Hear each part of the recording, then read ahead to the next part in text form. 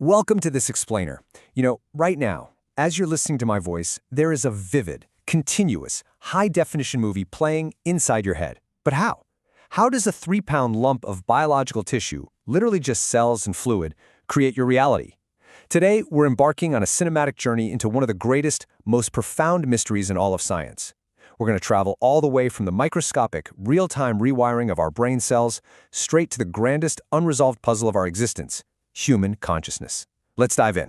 I actually want to start with this brilliant quote from neuroscientist Christine Greenberger because it perfectly sets the stage for what we're talking about today.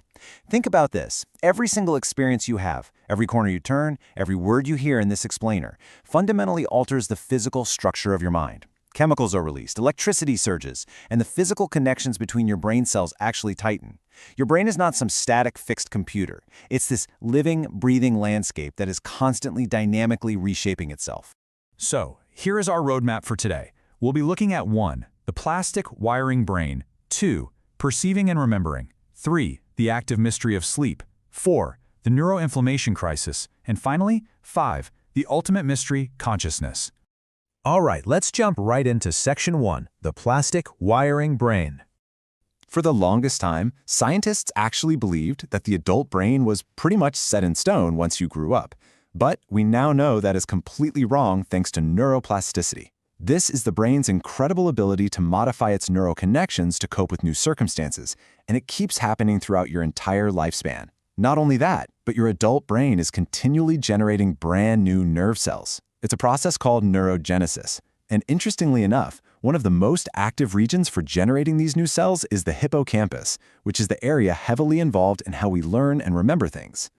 But here's the really wild part: how incredibly fast this rewiring can happen. Neuroscientists have recently uncovered this powerful mechanism, and it's called behavioral timescale synaptic plasticity, or BTSP for short. Imagine you're learning to stop at a red light. That behavior takes just a few seconds, right? So how does a brain cell capture that instantly?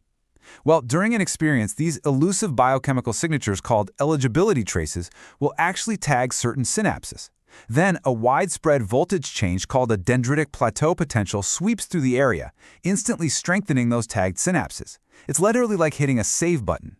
It shows us how a single, fleeting experience lasting just seconds can immediately form a physical memory. Okay, so we know the brain rewires itself at lightning speed. But how does that cellular activity translate into our daily experience of the world? That brings us to Section 2, perceiving and remembering. Think about vision for a second. It uses roughly 30% of your entire brain.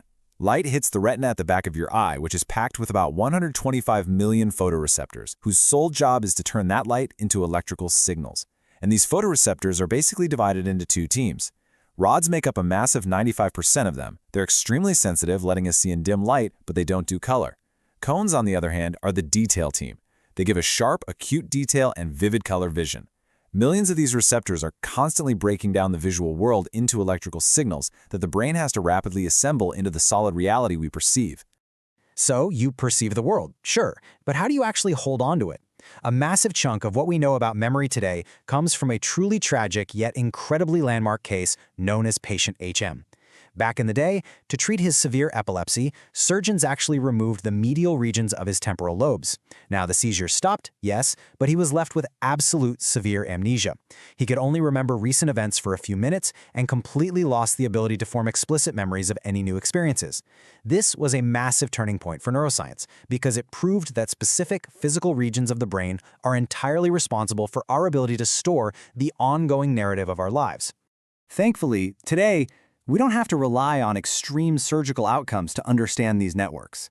We can literally watch the brain think.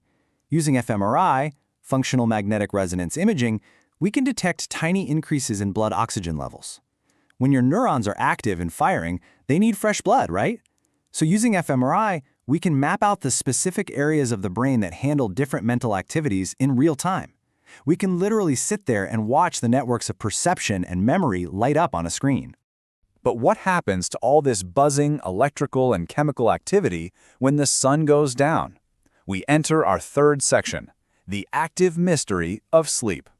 It is so incredibly tempting to just think of sleep as a passive shutdown, like you just turn off the computer, right? But looking at EEG recordings tells us the exact opposite. Sleep is a highly active, beautifully scripted interplay of brain circuits. Your brain is progressing through a series of rhythmic stages, all controlled by complex biological clocks deep within your hypothalamus, shifting your state of consciousness back and forth throughout the entire night.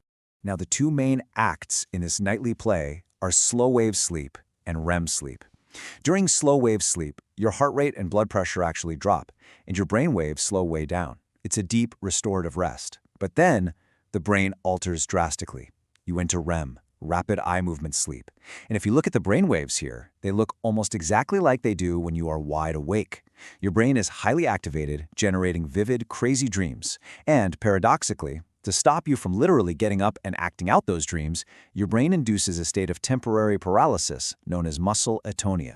And we can see just how delicate these sleep-wake transitions are when we look at conditions like narcolepsy.